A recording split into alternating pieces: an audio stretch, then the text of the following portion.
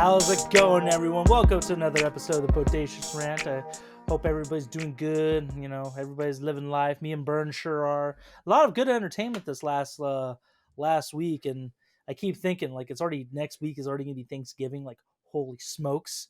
I'm ready for Oh that turkey man. and ham, the stuffing, and mashed potatoes, and the gravy, and. Nah, I'm getting distracted. I can't think about that. But also the other good thing is that there's gonna be a lot of entertainment coming up. Like we got Thanksgiving coming out this upcoming week. Scott Pilgrim is coming on Netflix this month, That's and right. Invincible. The first half is still going on. Like that's actually gonna be almost done, unfortunately, just because the next few episodes will come out beginning of summer next year. And what else is out? Can't think of anything else. But also, if you haven't checked it out, feel free to check out our Loki season 2 review. Just especially if you did watch it and you kind of want to vent about it or talk about that stuff. Check that out. But we are talking about Netflix's latest movie that's actually quickly climbed up the number one ranks, essentially like the top 10. I think it's actually the one of the best. That's already being declared as one of the best movies Netflix has put out, and that is David Finch's The Killer, starring Michael Fassbender, and it's also got the likes of Tilda Swinton, Sala Baker. I forgot the guy from Top Gun Maverick, but he's in this one. Charles Parnell. Thank you, Charles Parnell. I always And want it's to call David Fincher, by the way. David Fincher. What do I The keep thinking Finch Finch? man. Well, I keep thinking of Finch, but then that's like I don't know who I'm trying to think of. Maybe it's somebody else, but I just think of David Fincher from New Girl. you know, Yes. it's good to ice skate for fun, not to save life. Not to say. Um, and even though this is streaming, this is definitely one of those movies we're going to keep it kind of non-spoilery for the most part because this is a not only is a potential Oscar contender, but it's also a movie I think you guys should definitely just watch. So before we get started, feel free to give us a like, ring the bell for notifications, and of course subscribe. We appreciate all of you and want to let's keep the rantings growing for the most part. So thank you guys. Yeah, and So also, I mean, just to show some love too, because Ryan works hard on these videos. Okay, I'm just the talent here. I'm just the pretty face. He's the one that does all the work and stuff in the background, all the technical mumbo jumbo. So show this man some love in this time of thanks. Oh, thank you, oh, oh, Bert. oh, This is oh, sweet. oh. No, just kidding. Imagine. I was just thinking of I was thinking of Daddy's Home, where the little girl asks him like, "Hey, can I ask you something? Don't be weird." Yeah, sure. Can you go with me to the daddy-daughter dance? And she's like, "You said you wouldn't cry." I'm not. Yes, a million times. Yes. It's like it's okay for a man to cry. Just okay. That's too much. That's But too much. those parts are always funny. But anyways, so this movie takes place present day about Michael Fassbender, who is a professional contract killer, and on one of the jobs in the movie, it goes sideways. So now he kind of has to save himself, and pretty much fight against his contractors, like his employers, essentially. So Hmm. that's basically as simple as it is. Without I mean, you technically can't really spoil it. That's literally what the story is about. So, um, yeah, like I said, this is the first movie I've seen Michael Fassbender in a while. I can't. I know he's got that other movie coming up this upcoming week. The Oh yeah, Next Goal Wins, the Yeah, Taika Next Goal Waititi Wins. movie. Yeah, Taika's movie, which I do want to see as well. But, Hmm. yeah, he's gonna be in that. I think he also just took a break because I don't know if him and Alicia Vikander had kids or anything, but I think they had a child. Yeah. okay, that's probably why they're just living life, enjoying it. So they are a beautiful couple. But anyways, this is definitely kind of a different role for Michael Fassbender. I feel like, or at least a more elevated role, because I've seen him in some artsy stuff, not a whole lot. Or one character that comes to mind that's very similar was the android from the Prometheus and Covenant movie. I forgot his Oh, name. David. David. That's what it kind of reminded me of a little bit, just because how methodical and precise like this assassin character was. But honest, and I was worried because I know David Fincher has, as much as I love like Seven and one or two of his other movies, it's like I just don't know how is. I remember when you told me about it, I was like, I don't know how I'm gonna feel about it if it's supposed to be super artsy, but screw that noise. It was awesome. I love this movie. Super short too. It's only like an hour and a half. So for those of you like myself who aren't super into artsy stuff, but you're kind of gonna get blown away by it. This is one for you. But Bern, what before I keep going on in my nonsense, what did you think of this movie? I mean, yeah, I mean, I also agree. This movie was really cool, and it feels like a throwback in terms of David Fincher's filmography to, in the stuff that he's done recently, like Mank, that he also did for Netflix. That was a little bit more on the artistic side, being a black and white movie and done in the way of like old Hollywood films. So definitely a little bit more artsy in that fashion. But this one felt a lot like his older stuff, like Seven, Girl with a Dragon Tattoo.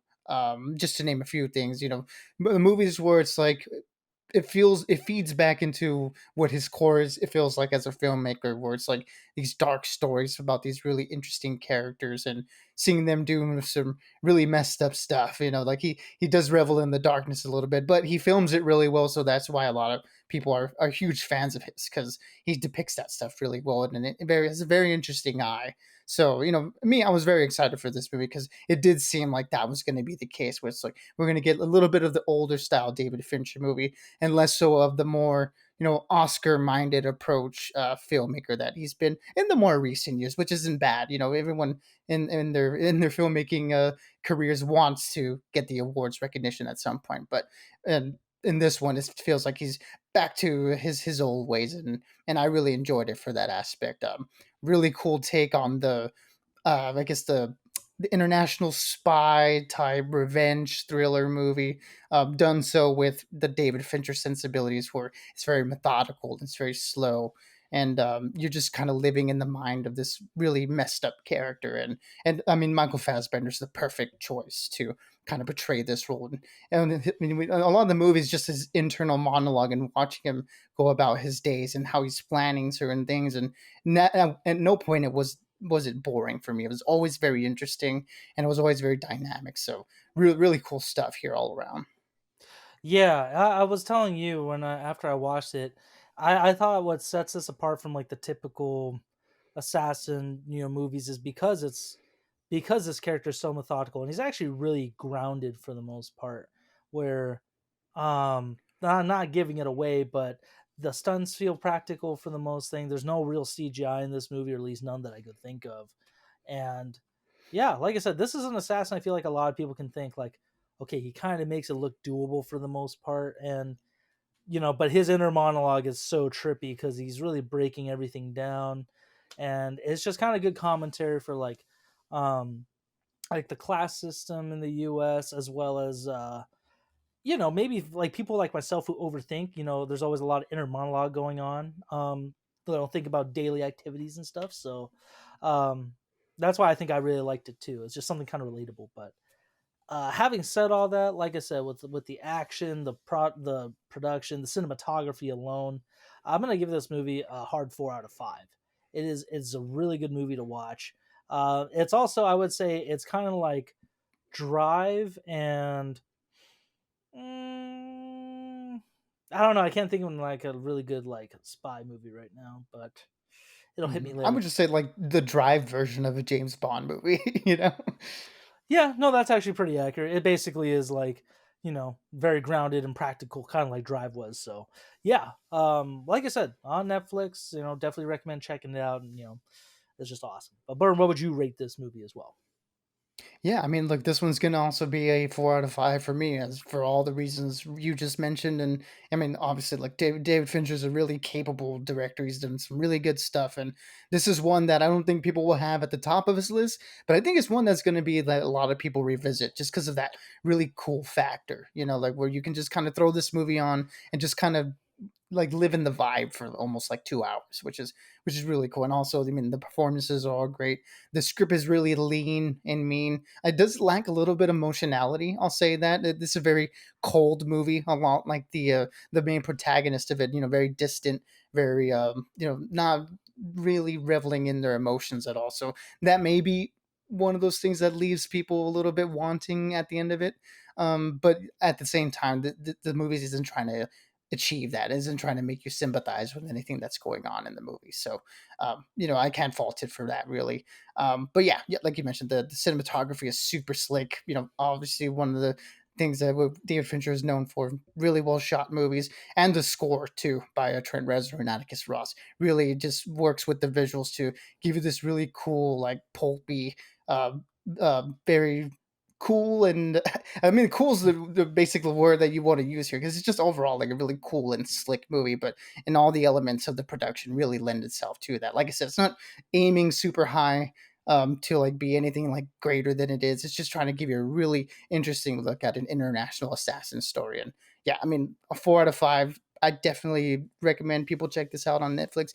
I'm bummed that I wasn't able to check this out in theaters because it was a very, very limited release, even for here in Los Angeles where we're located. So one of those I really wish I could have seen, but and, watching it at home with a pretty good sound system, it's a cool 2 hours, and I don't think anybody uh, that likes David Fincher stuff will leave disappointed. Of course, and I think that was a good analogy. That, like the main character itself, it's a very cold movie, almost very detached. But again, it works for the story and like what's going on with this. So, yeah, for those of you who did happen to catch it this last weekend on Netflix, or maybe you watched it right before this, what did you think of it? Were you in love with it as much as we were? Was it boring? Not your shtick? We'd love to know and to keep that conversation going. But like I said, we got a lot more stuff coming out. Again, next week is Thanksgiving, so if you guys aren't able to catch the next few episodes this upcoming week, uh, wish you guys the best holiday season with that and everything. But until next time, stay bodacious and keep on ranting for us. Absolutely, everybody. Be good, be safe, and as always, we'll catch y'all on the next one.